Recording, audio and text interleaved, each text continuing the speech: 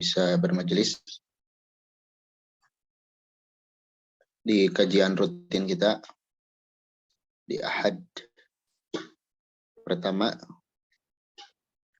Kita membahas tafsir Al-Muyassar, dan alhamdulillah kita sekarang sudah masuk di surah Al-Alaq. Masuk di surah Al-Alaq. Dan sebagaimana yang kita ketahui, surah Al-Alaq ini merupakan surah yang pertama kali diturunkan oleh Allah Subhanahu wa taala kepada nabi kita Muhammad sallallahu alaihi wasallam. Ayat 1 sampai 5. Itu wahyu pertama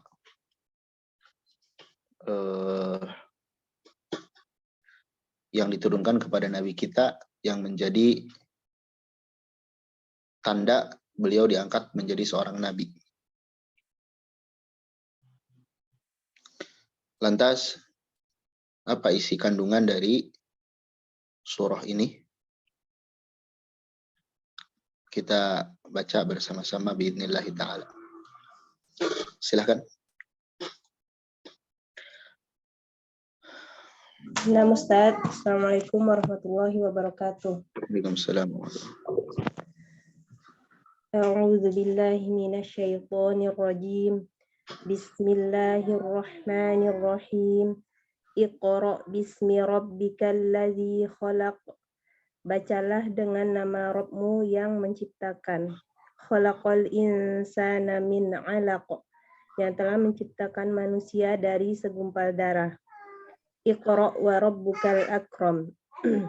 Bacalah dan Rabbmu yang maha mulia. Allazi 'allama bil qalam. Yang telah mengajarkan manusia dengan pena. 'Allamal insana ma lam ya'lam. Yang telah mengajarkan manusia, dia telah mengajarkan manusia apa yang tidak dia ketahui. Suratul 'Alaq. Iqra ayyuhan nabiyyu ma unzila ilaika minal qur'ani muftatihan bismi rabbikal mutafarridil bil khalqi. Bacalah wahai Nabi apa-apa yang diturunkan kepadamu dari Al-Qur'an dengan membuka bacaan itu dengan menyebut nama Rabbmu yang sendiri menciptakan. Allazi khalaqa kulla insanin min qit'ati damin ghalidhin ahmara. Yang dia telah menciptakan setiap manusia dari segumpal darah yang beku berwarna merah. Iqra ayyuhan nabiyyu ma unzila ilaika. Wahai Nabi, bacalah apa-apa yang diturunkan kepadamu. Wa inna rabbaka lakatsirul ihsani. Lakatsirul ihsani wasi'ul judi. Dan sesungguhnya Rabbmu sungguh banyak berbuat baik dan luas pemberiannya. Allazi 'allama khalqahu al-kitabatu bil qalami.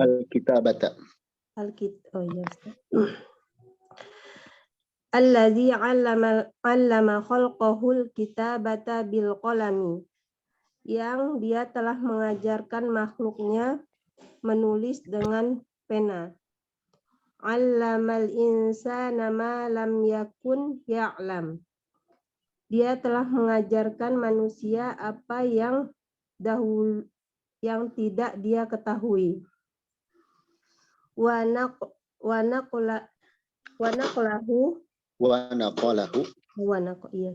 naqalahu min zulmi Zulmat. Zulumati. Zulmatil Ustaz ya. Zulumati. Oh, zulmat. Zulumatil Min jahli. zulumatil jahli. Hanya pendek. Zulumatil jahli. Min zulumatil jahli.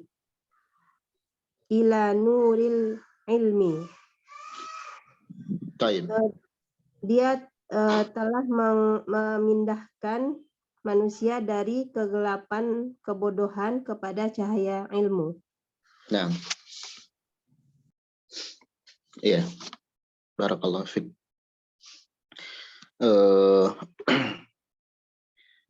Di sini dikatakan oleh Allah Subhanahu wa taala, Iqra, bacalah, dengan menyebut nama Rabbmu yang telah menciptakan.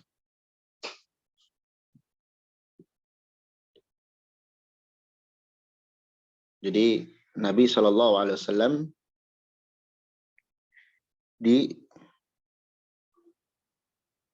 diperintah dengan ayat ini agar membaca. Di sini kata para ulama, pentingnya seseorang itu belajar. Dan di antara sarana untuk belajar, yakni untuk mendapatkan ilmu, adalah dengan membaca. Adalah dengan membaca. Dan lebih ditekankan lagi, Bismi rabbikal ladzi khalaq, dengan nama Rabbmu yang telah menciptakan. Di sini menunjukkan pentingnya ikhlas. Mengikhlaskan niat kita dalam belajar. Ya.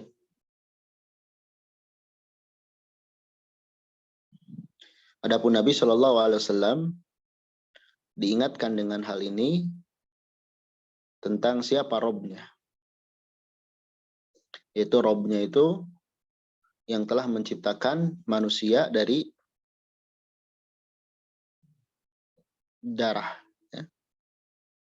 Yani yang menciptakan setiap manusia dari segumpal darah yang beku yang berwarna merah.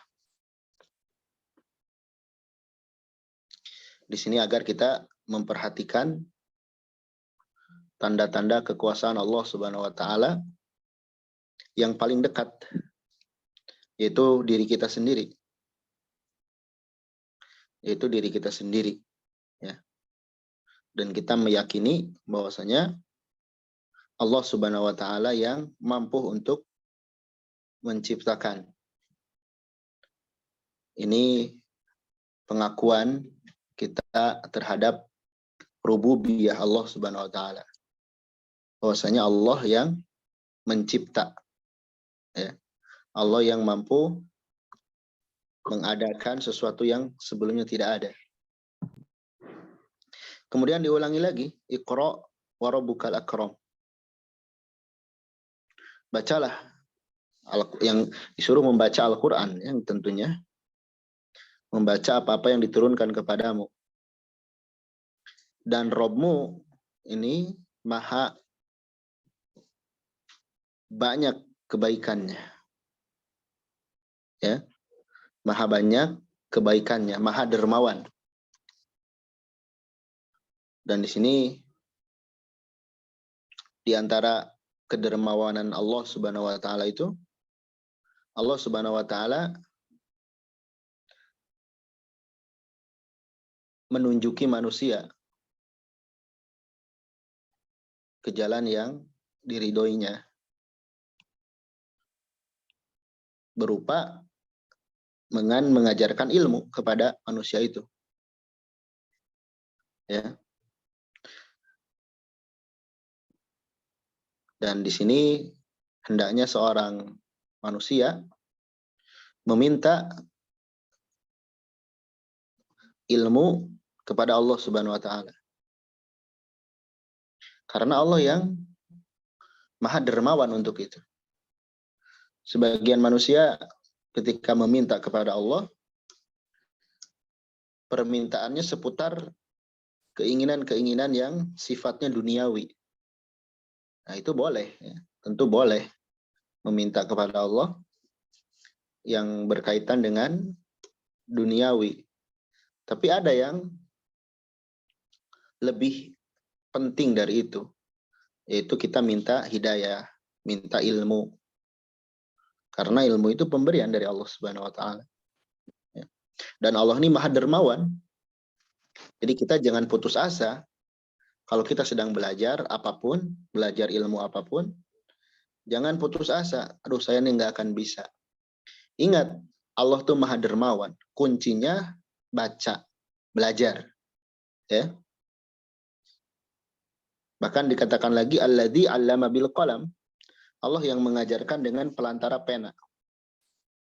Di sini menunjukkan yang namanya belajar itu harus dicatat. Jadi tadi belajar itu membaca, dengan membaca, memikirkan, ya, juga mencatat. Jadi ilmu itu dicatat, ditulis. Yang mengajari manusia sesuatu yang dia tidak mengetahuinya. Jadi mengajari manusia ilmu. Yang dengan itu manusia akan berpindah dari kegelapan kebodohan menuju cahaya ilmu. Ya, makanya kita harus ingat asal mula kejadian kita yang tidak tahu apa-apa. Allah melahirkan kita dalam keadaan bodoh. Ya. Tapi Allah tidak membiarkan kita terus-terusan bodoh. Allah memberikan perangkat panca indera agar kita belajar. Agar kita menggunakan panca indera ini untuk belajar. Dan mohon kepada Allah ilmu. Nabi diminta oleh Allah atau disuruh oleh Allah agar meminta ilmu, meminta tambahan ilmu. Wa qur rabbi zidni ilma. Nabi tidak diperintahkan untuk meminta tambahan sesuatu selain ilmu. Jadi Nabi, ayo minta tambahan ilmu. Ya. Dan minta kepada Allah Subhanahu wa taala. Bahkan di dalam ayat yang lain Allah mengatakan, huwallazi arsala rasulahu bil huda wa dinil haqq yudhhirahu 'ala dini kullih. Dialah Allah yang telah mengutus para rasulnya bil huda, dengan petunjuk, maksudnya dengan ilmu, wa dinil haqq, dan amal salih. Liyudhhirahu 'ala dini kulli, agar Allah menampakkan agama Islam ini di atas agama yang lain. Jadi kejayaan agama, ya, manakala pemeluk agama itu menuntut ilmu, rajin belajar, juga rajin beramal, istiqomah dalam beramal. Barulah agama ini akan jaya. Di sini pentingnya kita semua itu belajar. Nabi saja diminta oleh Allah agar membaca, ya, membaca apa-apa yang diturunkan kepada beliau, yaitu Al-Quran maksudnya. Ya. Karena dengan pelantara membaca, kita bisa mengetahui yang sebelumnya kita tidak tahu. Dan disifati oleh para ulama bahwasanya kebodohan itu kegelapan, ya, seperti kegelapan, dan ilmu itu seperti cahaya. Memang seperti itu. Orang yang tidak belajar tidak akan tahu mana jalan yang menuju surga, mana jalan yang menuju neraka. Ya. Beda dengan orang yang belajar, dia akan tahu mana jalan selamat, mana jalan celaka. Ya. Padahal Allah Subhanahu wa taala atau Rasul sallallahu alaihi wasallam sudah menjelaskan kepada kita, ma baqiya syai'un, tidaklah tersisa sesuatu pun dari agama ini yang bisa mendekatkan ke surga dan menjauhkan ke neraka kecuali Nabi sudah menjelaskannya. Jadi terkait pintu-pintu yang menuju surga sudah Nabi jelaskan. Terkait hal-hal yang bisa menghindarkan dari neraka juga Nabi sudah jelaskan. Tugas kita apa? Tinggal belajar. Dan jangan juga kita dalam beragama ini seumur hidup hanya ikut-ikutan saja. Hanya ikut-ikutan orang banyak. Nanti kalau yang kita ikuti keliru, ya kita kebawa keliru juga. Tapi kita bagaimana beragama ini mengerti. Kita membaca Al-Quran seperti ini, kita lihat tafsirnya, penjelasannya. Baru akan Al-Quran itu akan menjadi betul-betul pembimbing kita. Adapun kalau kita beragama ini semaunya, tidak ada tuntunan, tidak ada panutan, maka yang ada agama itu ya semau kita. Padahal tidak demikian. Kita ini hidup untuk diatur oleh Allah Subhanahu wa taala.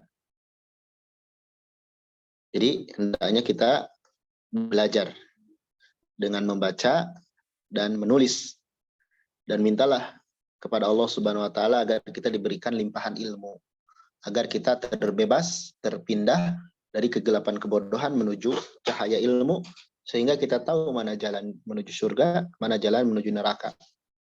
Dan itu akan kelihatan nanti ketika kita di alam kubur, ketika kita ditanya oleh malaikat dengan 3 pertanyaan. Kalau kita nggak belajar, nggak akan bisa jawab.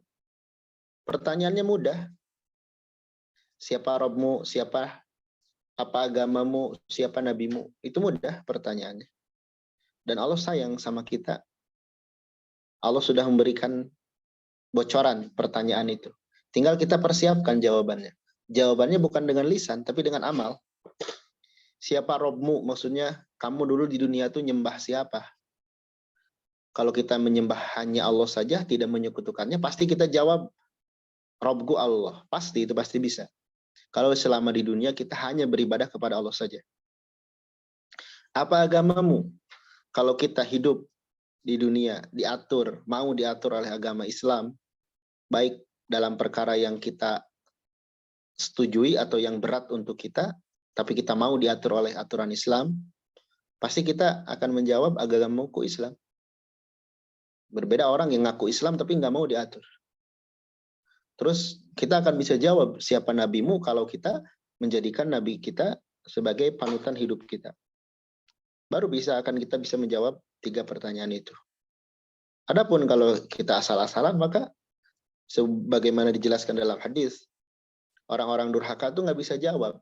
Dia akan menjawab, saya mah ada ikutan yang manusia katakan, ya saya juga mengatakan seperti itu. Ini bahaya orang-orang seperti ini. Ya. Terus, adapun orang yang bisa menjawab, dari mana kamu tahu hal itu, katanya. Kata malaikat. Terus dia jawab, ya karena saya iman kepada Al-Quran, saya baca Al-Quran, saya membenarkannya, makanya bisa menjawab.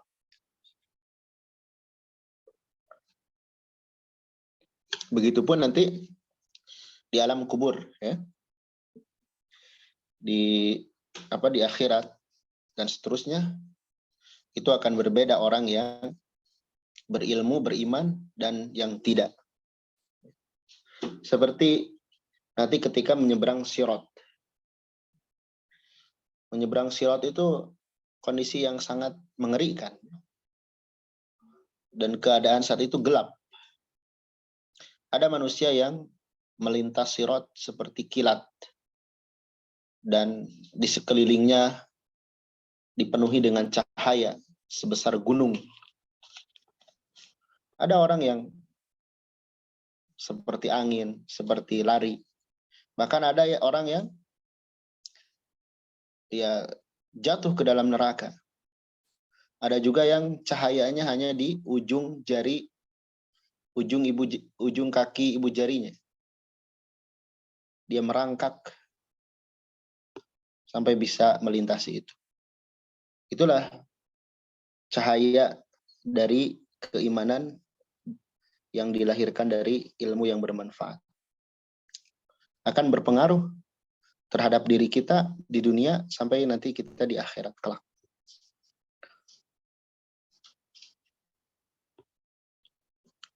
Baik, selanjutnya silakan. Kalla innal insana layatgha. Sekali-kali tidak, sesungguhnya manusia itu benar-benar melampaui batas. Ar-ra'ahu istaghna, ketika dia melihat dirinya serba cukup. Inna ila rabbika ruj'a, sesungguhnya kepada Rabbmulah tempat kembalimu. Haqqan annal insana liyatajawazu hududallah. La yatajalla, bukan li.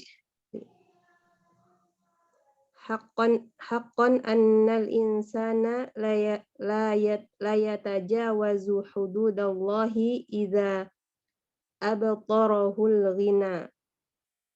Sungguh manusia itu benar-benar melampaui batasan Allah ketika kekayaan menjadikan dia sombong. Falya'lam kulla qaghiyatin annal masira ilallah, maka ketahuilah setiap orang yang ketahuilah wahai orang yang melampaui batas, bahwasanya tempat kembalimu kepada Allah.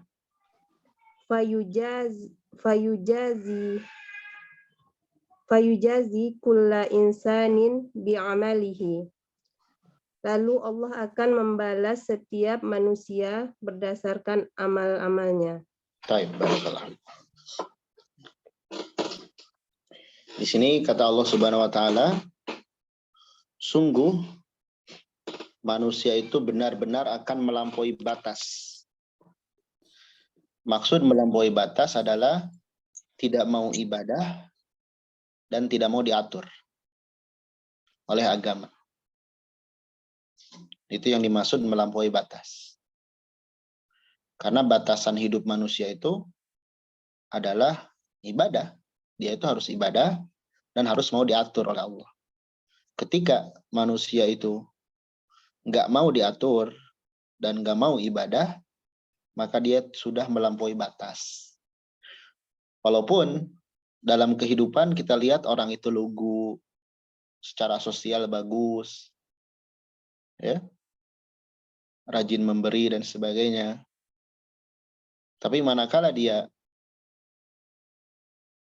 tidak mau beribadah kepada Allah Subhanahu wa taala dan tidak mau diatur dengan aturan Allah, maka dia dikatakan melampaui batas. Maka dia dikatakan melampaui batas. Ya. Jadi melampaui batas itu tidak hanya misalnya ada orang yang membunuh banyak orang. Itu bagian dari dia berbuat salah. Tapi yang dimaksud melampaui batas di beberapa penjelasan itu adalah seorang itu nggak mau beribadah dan nggak mau diatur oleh agama.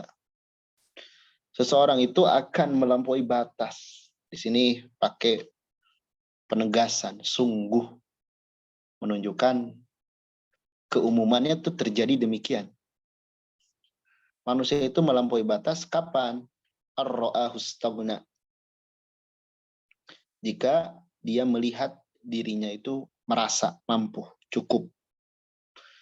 Istaghna itu artinya dia tidak butuh kepada Allah. Ya. Kita lihat salah satu contoh manusia yang betul-betul sudah melampaui batas. Sebab dia melampaui batas dan akhir hayatnya seperti apa? Yaitu Fir'aun. Dan itu sudah jelas oleh Allah Subhanahu wa taala disebutkan innahu tagha. Sesungguhnya dia Fir'aun itu tagha, telah melampaui batas. Dia nggak mau ibadah, nggak mau diatur. Kenapa Fir'aun bisa seperti itu?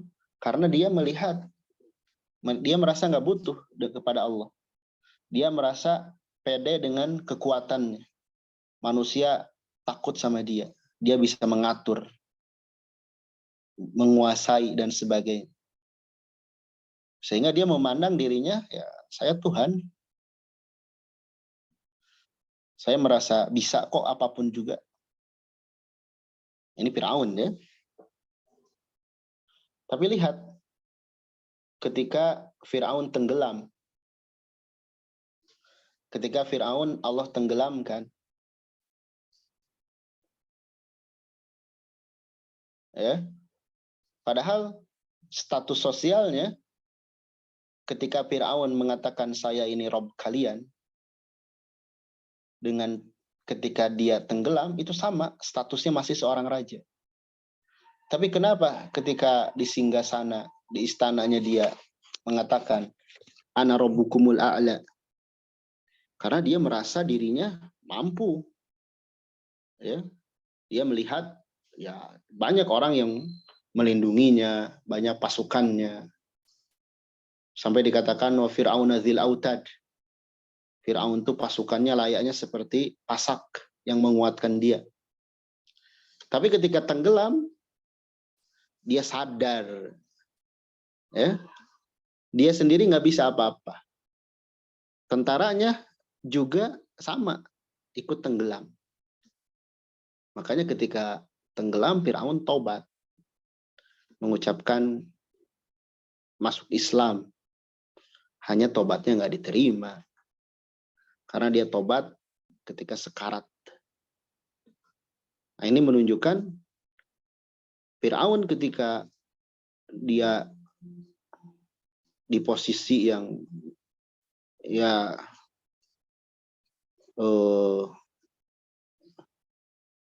merasa diri kuat, ya, dia nggak mau diingatkan oleh Nabi Musa. Bahkan menindas Bani Israel.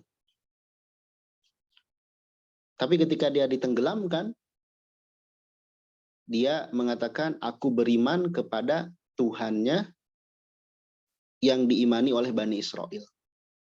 Dia mengakui tentang Allah Subhanahu wa Ta'ala. Kenapa? Karena dia lemah ketika tenggelam. Dia nggak lagi merasa diri. Ya, makanya kalau kita ya dalam hidup ini diberikan keluasan oleh Allah, baik berupa harta, jabatan, atau kedudukan sosial, jangan menjadikan kita merasa nggak butuh sama Allah. Justru kita harus ketika diberikan seperti itu harus menggunakannya untuk dekat dengan Allah.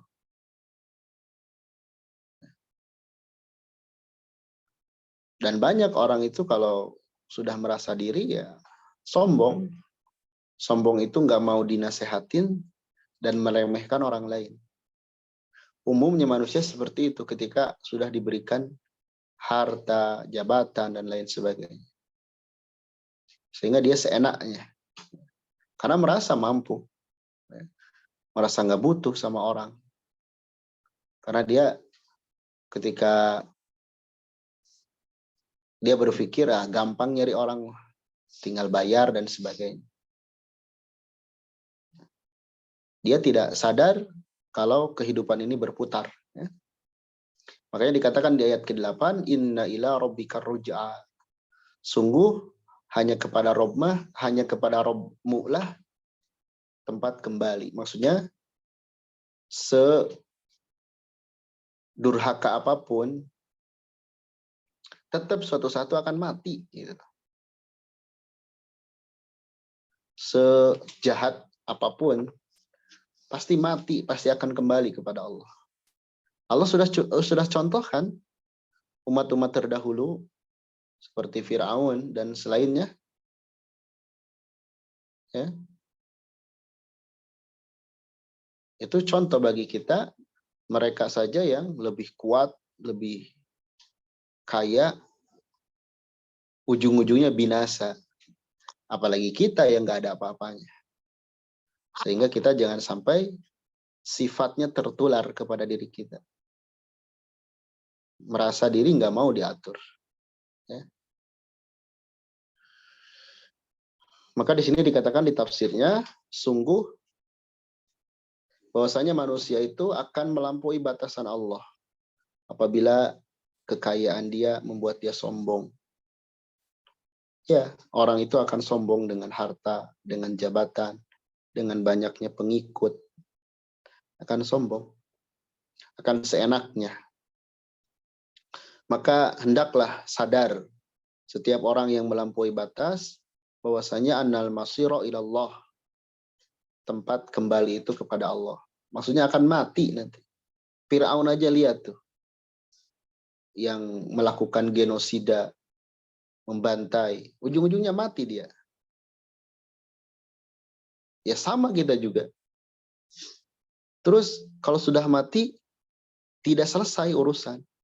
Tapi apa? Allah akan membalas setiap manusia sesuai dengan amalnya. Ini yang paling berat. Kalau setelah mati udah nggak ada apa-apa, mungkin ya wajar seenaknya ya di dunia. Seperti orang kafir. Kenapa orang kafir di dunia ini hidupnya ya'kulun, cuman makan, wa yatamatta'un, poya-poya, wa yulhihimul amal, banyak ambisi angan-angannya, karena mereka nggak iman. Setelah mati ini ada kehidupan. Orang kafir itu nggak percaya.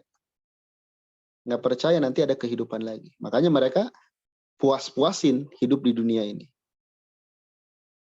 Adapun kita orang beriman tidak demikian. Justru kita di dunia ini seperti terpenjara. Serba terbatas dengan aturan Allah. Agar nanti kita bisa merasakan kenikmatan yang tiada tandingannya. Baik, selanjutnya. Ana lanjutkan, Ustaz. A'udzu billahi minasyaitonir rajim. Ara'aita alladzi yanha? Bagaimana pendapatmu tentang orang yang melarang? Abdan idza shalla, seorang hamba ketika dia melaksanakan salat. Ara'aita in kana 'alal huda? Tahu kau atau bagaimana pendapatmu jika yang dilarang salat itu berada di atas kebenaran? Au amara bittaqwa, atau dia menyuruh bertakwa kepada Allah. Tafsirnya, ara'aita a'jaba min tughyanin hadar rajul. Apakah kamu melihat yang lebih mengherankan dari orang yang melampaui batas ini? Wa huwa Abu Jahlin, dan dia adalah Abu Jahal. Allazi yanha abadan lana idza shalla li rabbih, yang dia melarang hamba kami ketika mengerjakan salat kepada Tuhannya. Wa huwa Muhammadun sallallahu alaihi wasallam, yaitu Nabi Muhammad sallallahu alaihi wasallam. Ara'aita in kana al-manhiyu 'anis salati 'alal huda fa kaifa yanhahu? Bagaimana pendapatmu jika orang yang dilarang tersebut berada di atas kebenaran? Bagaimana ia bisa melarangnya? Au in kana amiran ghairahu bitaqwa ayanhahu an darik, atau jika ia menyuruh orang lain agar bertakwa, ia melarangnya dari hal itu. Baik. Ini loncat ya. Ini apa di layarnya? Digeser lagi. Mbak Eni, screen-nya Mbak.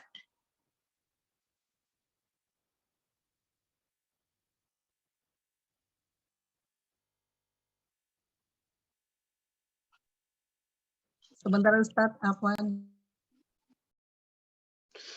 Baik. Iya.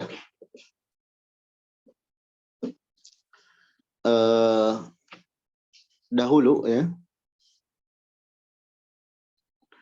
sebelum Nabi kita diutus Sallallahu Alaihi Wasallam, manusia itu bermacam-macam ibadahnya. Standar kebenaran itu setiap orang sudah memiliki berdasarkan yang dia yakini. Apakah itu kebenaran itu nenek moyangnya, atau mana gitu kan? Makanya wajar ada yang ikut Nabi, ada yang tidak. Ada yang ikut agama nenek moyang. Karena standar kebenaran setiap orang itu, standar keyakinan yang dia anut, yang dia laksanakan, ya, itu dahulu pun berbeda-beda. Sehingga untuk menentukan siapa nih yang paling benar dan siapa yang salah, nah, di sanalah pembeda antara orang yang percaya kepada Allah dan yang tidak. Nabi berdakwah kepada kaum musyrikin agar menyembah hanya kepada Allah saja. Mereka menganggap yang mereka lakukan dengan mereka beribadah kepada selain Allah, juga beribadah kepada Allah, itulah yang benar menurut mereka. Ya. Makanya di sini Allah ingin menjelaskan sebenarnya yang berada di jalan yang benar itu siapa? Apakah Abu Jahal dan reng-rengannya dan dedengkot-dedengkot kafir Quraisy atau Nabi Shallallahu Alaihi Wasallam? Karena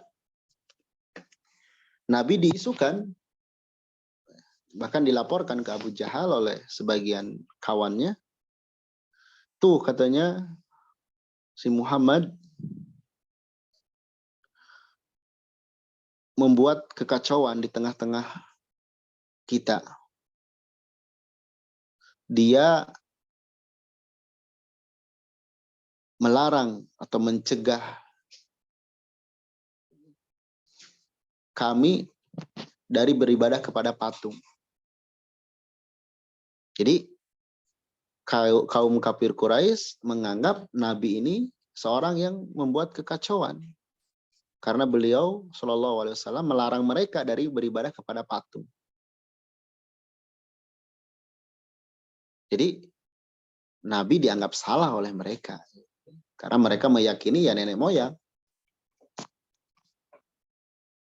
Lalu Abu Jahal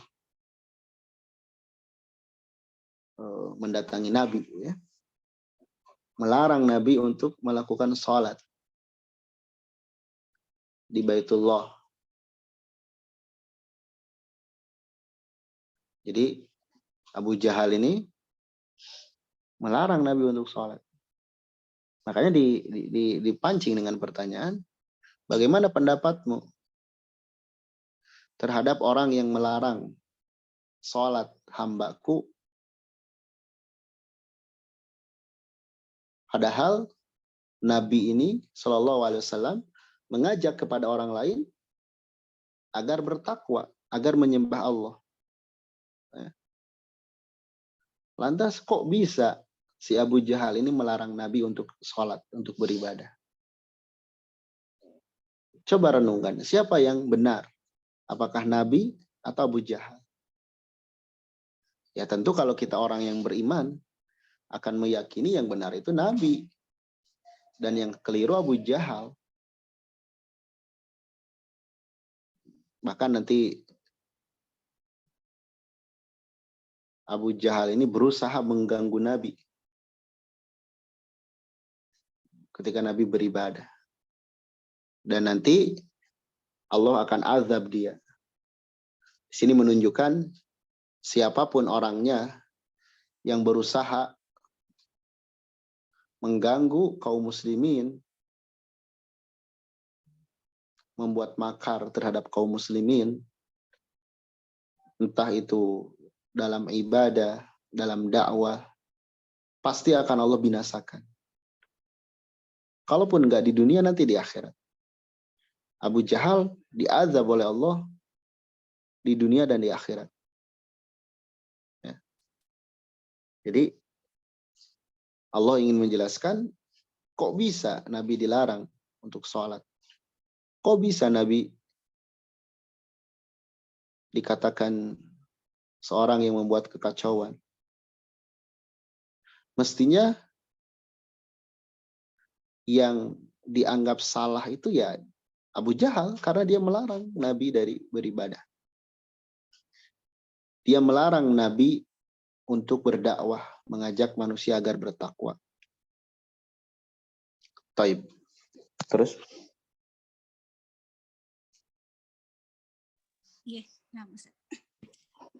Ara'aita in kadzdzaba wa tawalla. Bagaimana pendapatmu jika yang melarang itu mendustakan dan berpaling? Alam ya'lam bi annallaha yara. Tidaklah dia mengetahui bahwa sesungguhnya Allah melihat segala perbuatannya. Kata la illam yantahi lanasfa'an bin nasiyah. Kali-kali tidak, sungguh dia tidak berhenti berbuat demikian, niscaya kami tarik ubun-ubunnya ke dalam neraka. Nasiyatin kadzibatin khati'ah, yaitu ubun-ubun orang yang mendustakan dan durhaka. Falyad'u nadiyah, maka biarlah dia memanggil golongannya untuk menolongnya. Sanad'u zabaniyah, kelak kami akan memanggil malaikat zabaniyah. Kalla la tuti'hu wasjud waqtarib. Sekali-kali tidak, janganlah kamu patuh kepadanya dan sujudlah serta dekatkanlah dirimu kepada Allah. Tafsirnya, Ara'aita in kadzdzaba hadan nahi bima yud'a ilaihi. Apakah pendapatmu jika orang yang melarang itu mendustakan dengan apa-apa yang diserukan kepadanya? Wa a'radu anhu, dan berpaling darinya, dan ia berpaling darinya. Alam ya'lam bi anna Allah yara kulla ma ya'alu. Tidakkah dia mengetahui bahwa sesungguhnya Allah melihat segala perbuatannya? Laisal amru kama yaz'umu Abu Jahlin. Urusannya atau perkaranya bukanlah sebagaimana yang dikira oleh Abu Jahal. La illam yarji' hada'an syaqaqihi wa adahu. Maka jika orang ini tidak kembali atau tidak berhenti dari penentangannya dan gangguannya, lana akhudanna bimuqaddami ra'sihi akhdan anifan. Maka sungguh kami akan tarik ubun-ubunnya dengan kuat. Lalu wal yutrahanna finnari. Wa yutrahu.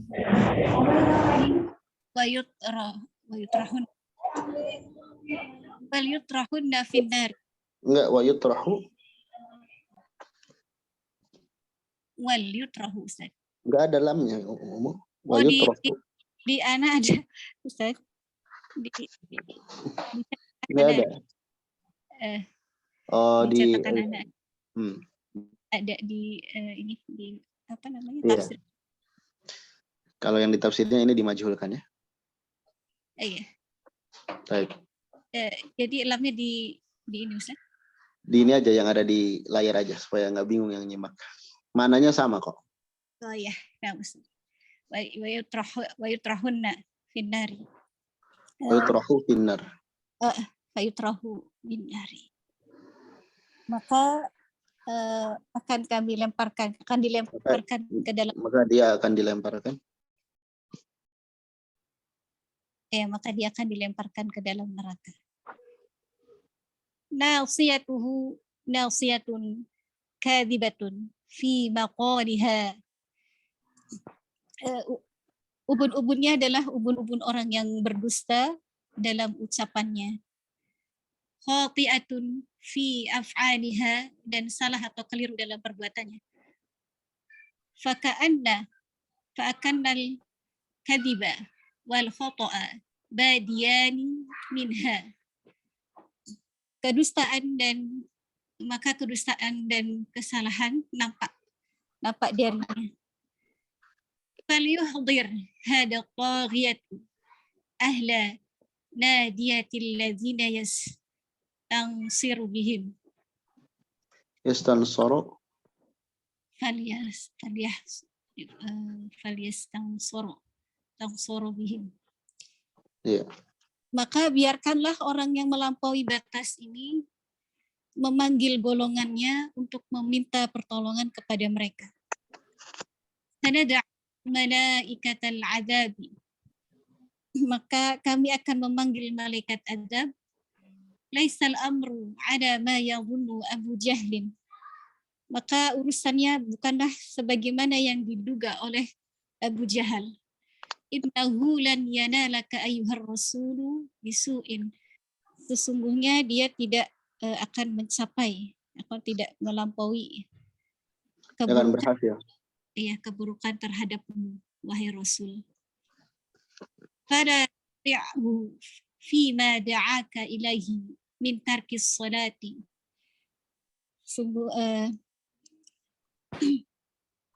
Sesungguhnya maka dia janganlah engkau menaatinya dengan apa-apa yang ia ajak terhadapmu untuk meninggalkan salat. Wasjud li rabbik, dan bersujudlah kepada Tuhanmu, waqtarib minhu, dan mendekatlah engkau kepadanya, bitahabbubi ilaihi bi ta'atihi, dengan senang dalam melakukan ketaatan kepadanya. Baik. Iya. Ini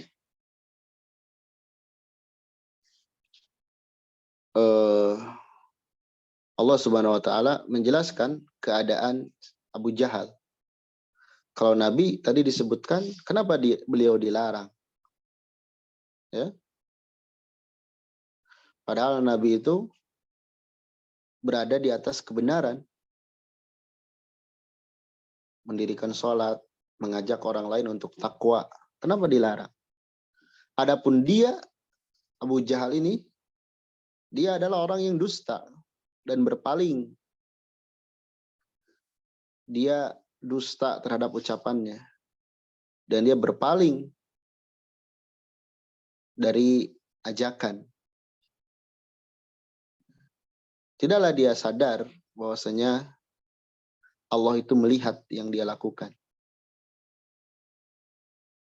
Ya. Sesungguhnya Abu Jahal itu kalau tidak berhenti, tidak berhenti dari mengganggu Nabi, maka akan ditarik ubun-ubunnya dan akan dilemparkan ke dalam neraka. Karena dia orang yang jahat. Maka Abu Jahal itu ketika mendengar tadi laporan dari anak buahnya, kalau Nabi membuat kekacauan, Nabi melarang dari menyembah patung, dia langsung datang. Sungguh akan aku injak, katanya, lehernya. Maka ketika dia di hadapan Nabi SAW, setiap dia akan mendekat, dia dihalangi. Di depannya ada parit dari api yang menyala-nyala. Dia nggak bisa menyakiti Nabi. Makanya di bawah disebutkan, Abu Jahal itu nggak akan bisa mengganggumu, wahai Nabi. Dan benar, dia diazab. Di dunia, pada peperangan, dia tewas dengan luka di ubun-ubunnya. Dan di akhirat dia dilemparkan ke dalam neraka dengan ubun-ubunnya. Ya. Terus ditantang oleh Allah Subhanahu wa taala. Silakan ajak kelompokmu, ajak pengikutmu agar mereka bisa menolongmu. di sini ada malaikat nih, malaikat azab, yang kau tidak akan mampu membendungnya. Maka kemudian Nabi diperintahkan oleh Allah agar tidak menuruti dia. Agar tidak menuruti Abu Jahal untuk meninggalkan sholat. Tetaplah laksanakan sholat. Tetaplah bersujud kepada Allah dan mendekat kepada Allah Subhanahu wa Ta'ala. Di sini mendekat kepada Allah dengan ketaatan. Di sini ada beberapa pelajaran. Yang pertama, ketika seseorang itu ada yang melarang untuk ibadah, maka sebisa mungkin dia tidak menggubris larangan itu. Kecuali diancam. Ya dia bisa berpindah dari tempat tinggal dia. Jangan tinggal di tempat tersebut. Seperti misalnya orang yang tinggal di negeri orang kafir, yang Islamnya minoritas. Dia dilarang beribadah, dilarang bangun masjid misalnya. Bukan berarti dia nggak sholat. Dia sholat di rumahnya. Kalau masih dilarang dan ancamannya nyawa, ya berarti dia harus pindah. Nggak boleh tinggal di suatu negeri yang kita tidak bisa menegakkan syariat Islam. Ya.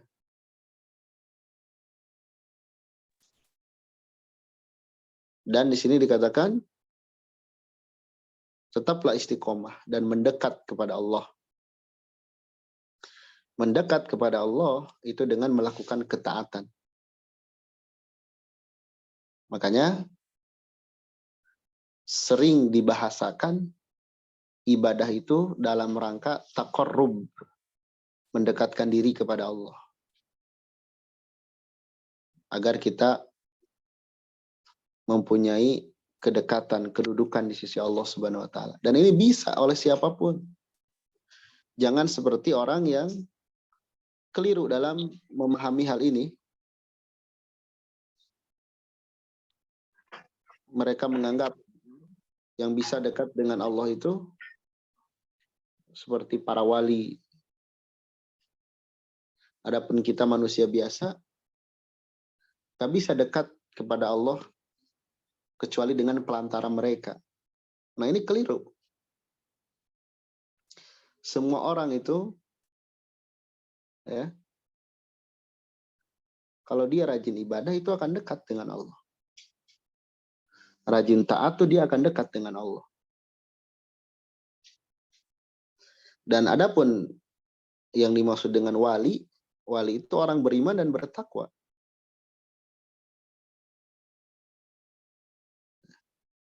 Tidak seperti yang disangkakan oleh kebanyakan orang sekarang.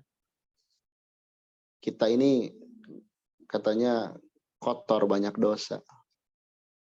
Sementara para wali itu orang-orang soleh, dekat dengan Allah. Kan belum tentu juga. Kita tidak boleh mengatakan atau tidak bisa memastikan seorang itu pasti dicintai Allah.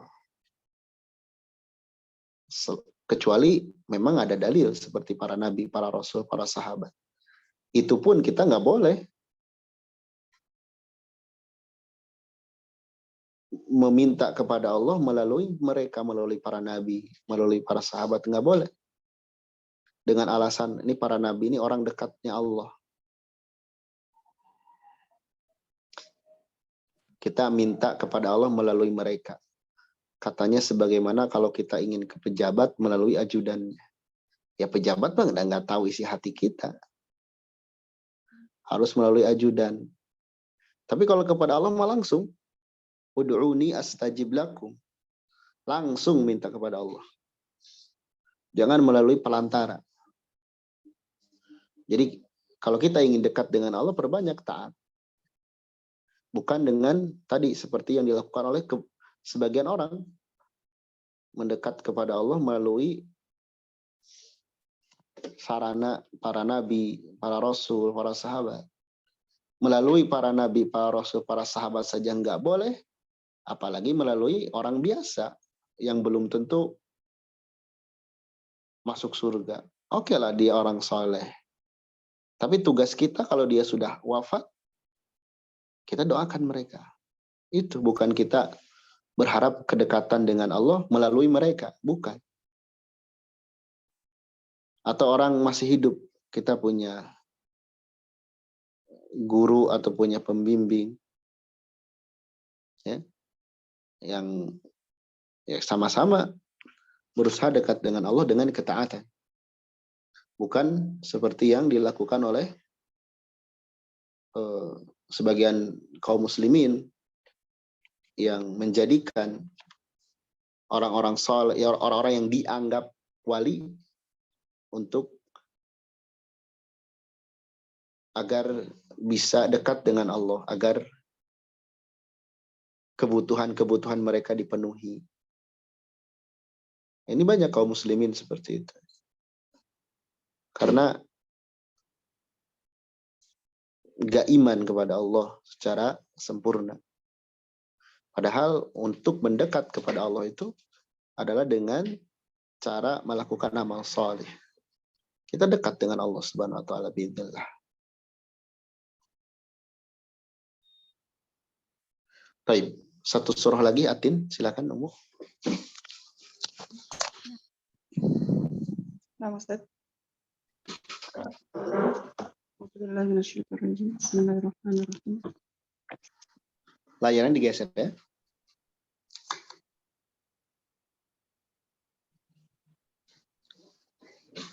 Tini wa zaitun. Demi buah tin dan buah zaitun. Wa turi sinin. Demi gunung Sinai. Wa hadzal baladil amin. Dan demi negeri Mekah yang aman ini. Laqad khalaqnal insana fi ahsani taqwim. Sungguh kami telah menciptakan manusia dalam bentuk yang sebaik-baik. Tsumma radadnahu asfala safilin. Kemudian kami kembalikan dia ke tempat yang serendah-rendahnya. Fama illa alladzina amanu wa 'amilus solihati falahum ajrun ghairu mamnun. Kecuali orang-orang yang beriman dan mengerjakan kebajikan, maka mereka akan mendapat pahala yang tidak ada putus-putusnya. Fama yukadzibuka ba'du biddin. Maka apa yang menyebabkan mereka mendustakanmu tentang hari pembalasan setelah adanya keterangan-keterangan itu? Alaihissallahu biahkamil hakimin. Bukankah Allah hakim yang paling adil? Tafsirnya. Aqsamallahu bittini waz-zaituna. Allah telah bersumpah dengan buah tin dan buah zaitun. Kenapa wazaituna? Waz-zaituni. Aqsamallahu bittini waz-zaituni. Dan Allah telah bersumpah dengan buah tin dan buah zaitun. Wahuma minat samaril masyhurati. Dan keduanya adalah dari buah-buahan yang telah dikenal. Wa qasama bijabali turi sainaa. Dan Allah telah bersumpah dengan gunung Tursina. Alladzi kallamallahu alaihi Musa taklima. Yang Allah telah berbicara kepada Musa dengan sebenar-benar pembicaraan secara langsung. Wa aqsama bihadzal baladil amini min kulli khaufin. Dan Allah telah bersumpah dengan negeri ini, negeri yang aman ini, dari semua ketakutan. Wa hiya Makkatu mahbatul wahyi. Dan ia adalah Makkah, tempat turunnya wahyu. Laqad khalaqnal insana fi ahsani suratin. Sungguh kami telah menciptakan manusia dalam bentuk yang sebaik-baiknya. Tsumma radadnahu ilan nari illam yuti'illaha wa yattabi'ur rusula. Kemudian kami akan mengembalikannya ke dalam api neraka jika ia tidak mentaati Allah dan tidak mengikuti Rasul. Lakinnal ladzina amanu wa 'amilul a'malas shalihata lahum ajrun 'azimun ghairu maqtu'in wala manqusin. Akan tetapi orang-orang yang beriman dan mengerjakan amalan-amalan soleh, bagi mereka pahala yang agung, yang tidak terputus dan tidak pula berkurang. Ayyu syai'in yahmiluka ayyuhal insanu. Dengan apakah kamu, dengan apa yang mendorongmu, wahai manusia, ala an tukadziba bil ba'ti wal jazai, untuk mendustakan hari berbangkit dan balasan. Dari bukan untuk. Untuk dari Ustaz. Dari mendustakan hari berbangkit dan pembalasan ma'awuduhil adillati ala qudratillahi ta'ala ala dzalik, dengan kejelasan bukti atas kekuasaan Allah Ta'ala pada hal tersebut. Alaihissallahu alladhi ja'ala hadzal yawma lil fasli bainan nasi. Bukankah Allah yang telah menjadikan hari pembalasan ini untuk memisahkan di antara manusia bihkamil hakimi fi kulli ma khalaq, dengan hukumnya yang seadil-adilnya pada setiap apa yang ia ciptakan? Bala, tentu saja. Fahal yutrakul khalqu sudah. Maka apakah makhluk itu akan ditinggalkan begitu saja? La yu'maruna wa la yunhauna. Tidak diberikan perintah dan tidak juga dilarang. Wala yuthabuna wala yu'aqabuna, dan tidak diberi ganjaran dan tidak pula dihukum. La yasihhu dzalika wala yakunu. Disatukan la yasihhu dzalik. La yasihhu dzalik wala yakunu. Tidak benar demikian itu dan tidak pula akan terjadi. Baik. Barakallahu fiik.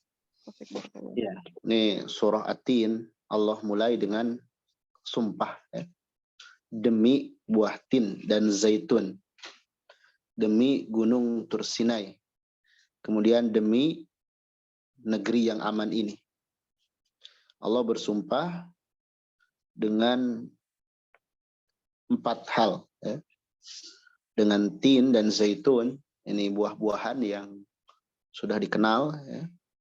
Kemudian dengan gunung Tursinai, gunung yang menjadi tempat Allah Subhanahu wa taala berbicara kepada Nabi Musa alaihissalam yang terletak di Mesir. Juga Allah bersumpah dengan negeri Mekah. Negeri Mekah yang aman.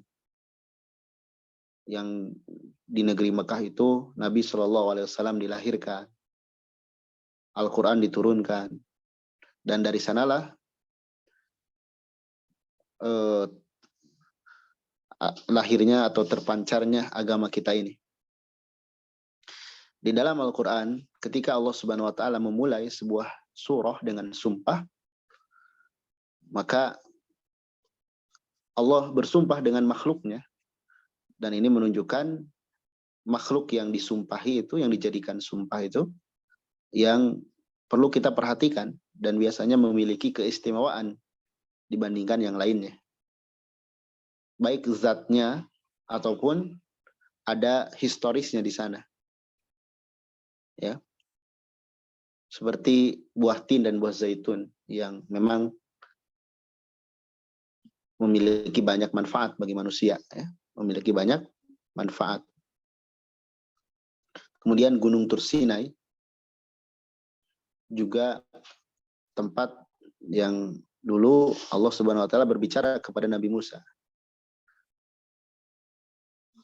Terus Mekah.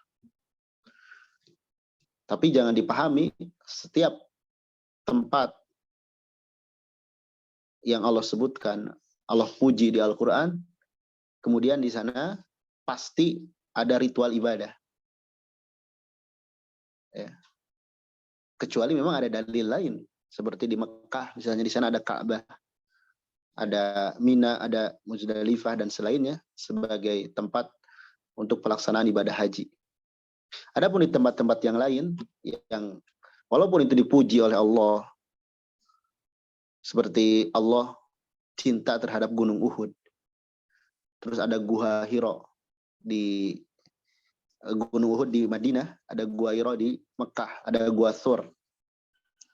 Walaupun tempat-tempat itu mengandung historis, tidak semua tempat yang mengandung nilai historis bernilai ibadah di sana. Karena ada sebagian kaum muslimin yang melakukan sholat misalkan di sana, ngalap berkah. Ya. Nah ini tentu perlu dalil lain. Kalau memang ada tempat itu dipuji, dan di sana ada dalil untuk kita melakukan ibadah di dalamnya, silahkan lakukan. Tapi kalau tidak ada, ya cukup kita tahu, ini tempat ini pernah terjadi apa. Ya, ini perlu dipahami. Dan ketika Allah bersumpah, biasanya ada perkara besar yang ingin Allah sampaikan. Ya. Ada perkara besar yang ingin Allah sampaikan. Di antaranya Allah ingin mengingatkan kepada kita bahwasanya Allah sudah menciptakan manusia itu dalam bentuk yang paling sempurna. Bentuk yang paling sempurna di antara makhluk yang lain. Allah ingin memberitahu kepada kita tentang nikmat penciptaan, nikmat kehidupan, nikmat fisik yang Allah berikan kepada kita. Ya. Tapi Allah akan kembalikan fisik tersebut atau keadaan manusia itu ke dalam kondisi yang paling rendah. Di sini dikatakan Allah akan membalikan manusia kepada neraka apabila dia tidak taat kepada Allah dan tidak mengikuti Rasul. Nah, di sini menunjukkan dari perkara ini bentuk fisik yang bagus ini, ya, tidak akan Allah nilai. Allah cuman ngasih nikmat, nih fisik kamu nih indah. Tapi Allah nggak akan nilai itu. Yang akan Allah nilai itu hati kita, ketaatan kita kepada Allah dan Rasulnya. Kalaupun fisik kita bagus, ya, dirawat, bahkan dipermak sebagian orang, tapi kalau dia tidak taat kepada Allah, dia banyak harta, fisik bagus, nggak ada manfaatnya. Allah akan kembalikan dia ke tempat yang paling rendah di neraka. Atau ketika masih hidup, dia akan mengalami pikun. Ya. Artinya, yang jadi penilaian di sisi Allah itu bukan fisik, bukan materi. Walaupun itu pemberian dari Allah yang wajib kita syukuri. Cuman jangan dijadikan bangga. Karena Allah nggak melihat. Ya, yang Allah lihat itu ketaatan kita. Makanya dikatakan kecuali orang-orang yang beriman dan beramal soleh. Bagi mereka pahala yang tidak akan terputus. Beriman kepada Allah, beriman kepada rukun iman yang ada, Allah, kepada malaikat, kepada kitab, kepada Rasul, kepada hari akhir, kepada qadar. Juga beramal soleh. Maka bagi mereka pahala yang tidak akan terputus. Amal soleh di sini amal yang dibangun dengan keikhlasan dan mengikuti contoh Nabi Shallallahu Alaihi Wasallam. Ya. Dari ayat ini juga sebagian ulama ada yang menjelaskan orang yang beriman dan beramal soleh itu orang yang di antaranya, ya, orang yang rajin membaca Al-Quran, Allah akan jaga dia dari kepikunan. Orang yang rajin membaca Al-Quran, apalagi menghafalnya, Allah akan jaga dia dari kepikunan. Karena tadi di antara makna manusia itu dikembalikan kepada derajat terendah itu kepikun. Orang yang beramal soleh itu Allah akan jaga. Ya. Fama yukadzibuka ba'du biddin. Apakah yang menjadikan manusia dia mendustakan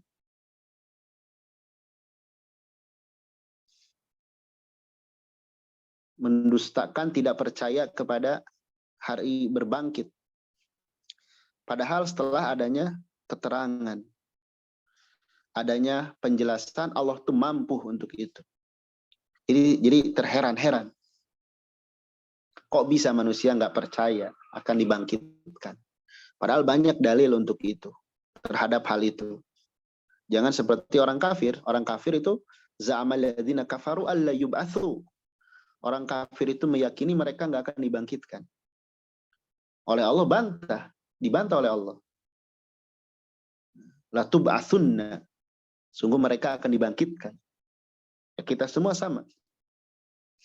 Jadi jangan mendustakan hari berbangkit. Hari berbangkit itu ada. Dan itu bagian dari keimanan kepada hari akhir. Iman kita kepada hari akhir itu tidak cukup kita iman nanti akan kiamat. Tidak cukup. Iman kepada hari akhir itu iman kepada setelah kita mati. Setelah mati itu akan ngalamin apa? Kiamat, setelah kiamat akan ngalamin apa? Sampai surga dan neraka. Itu iman kepada hari akhir namanya. Alaihissallahu biahkamil hakimin. Nah di sini Allah Subhanahu wa taala akan menjadikan di hari pembalasan itu untuk menghukumi manusia. Dan Allah itu maha adil hukumnya. Ya. Sehingga kita hidup sekarang di dunia itu bisa lebih memaknai. Kita tidak diciptakan, dibiarkan begitu saja. Tidak ada perintah, tidak ada larangan, tidak ada pahala, tidak ada siksa. Tidak demikian. La yasihu dzalik wa la yakun. Tidak benar. Maksudnya apa? Kita ini diciptakan oleh Allah, ya, diberikan taklif, tugas, beban, yaitu perintah dan larangan, agar beribadah kepada Allah semata, agar menjauhi yang Allah larang. Nanti yang beribadah kepada Allah, yang melaksanakan perintah akan diberikan pahala, dan yang melaksanakan larangan akan diberikan siksa. Itu bagian dari keimanan kepada hari akhir. Dan Allah itu maha adil. Nanti akan Allah balas seadil-adilnya. Makanya dikatakan, kalau kita beramal, kebaikan walaupun sekecil, seukuran semut kecil, kita akan melihat balasannya. Begitupun kalau kita melakukan keburukan, akan melihat balasannya. Maka dengan hal-hal seperti ini, ya, mudah-mudahan kita teringat keimanan kita hadir lagi tentang kehidupan yang akan kita lalui nanti, cepat atau lambat. Karena kita nggak tahu kan usia kita. Ketika kita mati, wafat, diwafatkan oleh Allah, maka saat itu, setelah itu, itulah yang disebut dengan hari akhir kita, akhir hayat kita. Setelah kita wafat, kita akan mengalami proses-proses kehidupan yang baru, yang tidak lagi beramal nanti setelah kita wafat, tapi kita akan melihat balasan. Adapun sekarang, kita di dunia ini dibebani oleh Allah perintah, larangan. Adapun nanti di akhirat, Allah menyiapkan balasan dan hukuman. Dan Allah itu maha adil. Allah itu maha adil. Jangan khawatir, kita sekarang banyak amal tapi tidak diakui manusia. Nanti mah dapat insya Allah pahalanya. Anak kira cukup ya 2 surah untuk pagi hari ini. Sebelum ditutup, barangkali ada yang diperjelas atau ditanyakan, dipersilahkan. Silakan Umar yang mau bertanya, langsung menyalakan mic saja, silakan.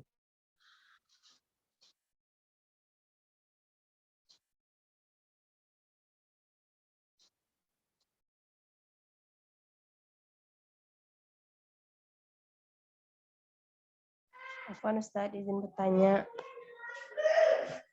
Silahkan. Ini Ustaz, misalnya kita suatu waktu pernah ngerasa kayak seolah-olah kita tuh udah kematian tuh di depan mata, terus pikiran kita tuh seolah-olah benar-benar gitu akan terjadi, dan sampai badan itu menggigil, dan pikiran kita sempat memikirkan keluarga, anak-anak kayak gitu, Ustaz.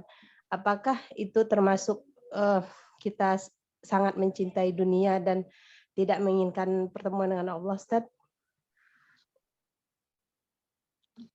Baik. Ini kalau tidak salah pertanyaan seperti ini pernah diajukan kepada Nabi Shallallahu Alaihi Wasallam dari Aisyah. Ya. Maka itu manusiawi, ya. Itu manusiawi. Itu hal yang manusiawi. Orang yang tidak menginginkan pertemuan dengan Allah itu yang tidak beramal. Karena dia nggak akan bertemu dengan Allah kalau nggak beramal. Orang yang akan bertemu dengan Allah itu, yang benar-benar mempersiapkan pertemuan itu akan menyiapkan dengan amal.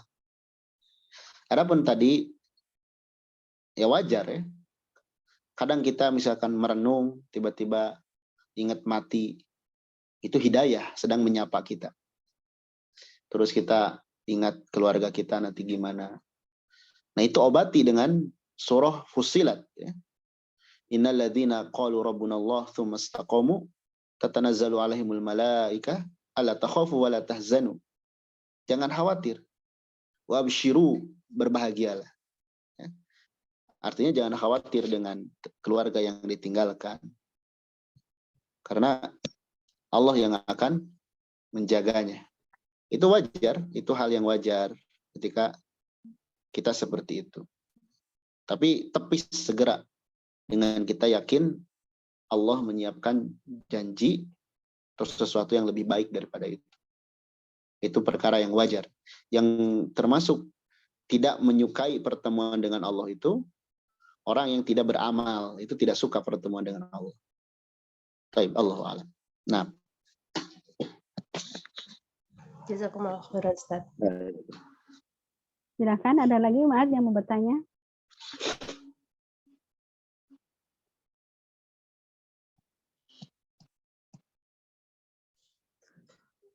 Bismillah. Assalamualaikum warahmatullahi wabarakatuh, Ustadz. Waalaikumsalam warahmatullahi wabarakatuh.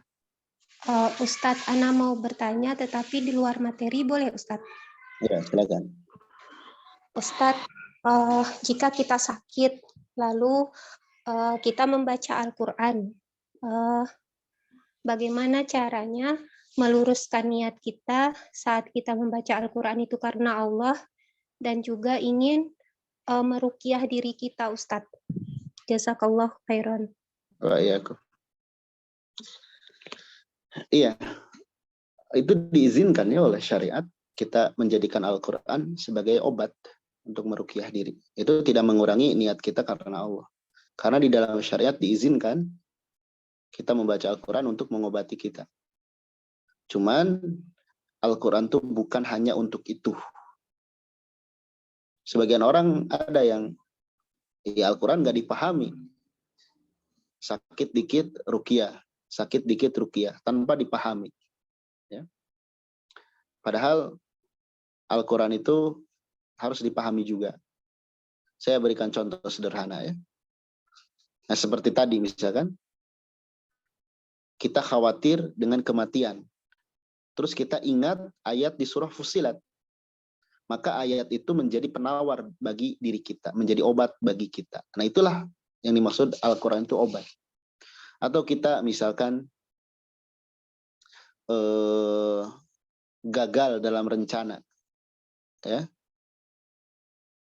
Gagal dalam rencana. Terus kita ingat ayat takdir. Oh iya, segala sesuatu itu sudah Allah takdirkan. Maka kegagalan kita tidak menjadikan kita terus-terusan merana. Karena Allah menyatakan misalnya di dalam surah Al-Hadid, di antara tujuan Allah menciptakan atau mencatat takdir kita itu adalah likaila ta'sau ala ma fatakum wa la tafrahu bima atakum, agar kita tidak terlalu bersedih dengan sesuatu yang tidak kita raih, yang luput dari kita, dan tidak terlalu berbahagia dengan sesuatu yang kita dapatkan. Sehingga ketika kita gagal atau ketika kita sukses, ingat, oh ini takdir dari Allah. Nah, ayat-ayat yang kita pahami kemudian jadi membentuk paradigma berpikir, itulah obat yang sesungguhnya. Itulah obat yang sesungguhnya. Ayat-ayat Al-Quran yang menjadi paradigma berpikir kita, itulah obat sesungguhnya. Tapi dibolehkan juga kita beruqyah. Kan ruqyah itu kita harus pahami juga makna ruqyah itu apa. Ruqyah itu kan doa jampi dari Al-Quran atau selainnya. Kalau dari Al-Quran berarti itu yang sesuai syariat, atau dari hadis, doa-doa yang diajarkan oleh Nabi Shallallahu Alaihi Wasallam. Adapun ruqyah dengan jampi-jampi nggak jelas, berarti itu bukan syar'i. Itu diizinkan, dibolehkan. Hanya yang paling penting juga keyakinan kita kepada Allah. Sebagian orang hanya meyakini ke zat Al-Qurannya itu, tanpa merubah akidahnya, tanpa memperbaiki ibadahnya. Berharap bacaan Al-Fatihah seseorang itu langsung berpengaruh kepada dirinya. Nah, ini keyakinan yang perlu diluruskan. Taib, Allah a'lam bishawab. Nah, masih ada? Silakan Mahat kalau ada yang masih mau bertanya. Izin bertanya, Ustaz. Terkait dengan ruqyah tadi, seandainya kita mendapat informasi, tapi bukan kita yang pergi ke sana, tapi kita mendapat informasi bahwa seseorang ternyata sudah dijaga oleh jin dari kakeknya misalnya. Kemudian apakah kita boleh tidak mempercayai Ustaz, tapi mengantisipasi kemungkinan hal tersebut. Kemudian kita berusaha meruqyah orang yang tadi dianggap sudah mempunyai penjaganya gitu, dalam tanda kutip jin tadi. Kemudian kita membacakan atau berusaha meruqyah dengan diam-diam kepada orang yang dianggap punya penjaga tadi gitu. Bagaimana itu Ustaz? Baik. Ya, kita semua ada penjaganya ya, ada korin kita. Kita semua ini ada korin yang jahat sama kita. Adapun yang dimaksud itu khodam biasanya ya, dari buyutnya dan sebagainya, itu Allah alam, kita nggak bisa memastikan memang itu ada khodam. Karena kita nggak bisa melihat yang gaib juga kan. Tentu pertama orang yang menyatakan ini dijaga, itu dia sudah melangkahi pengetahuan tentang gaib, dan kita nggak boleh percaya.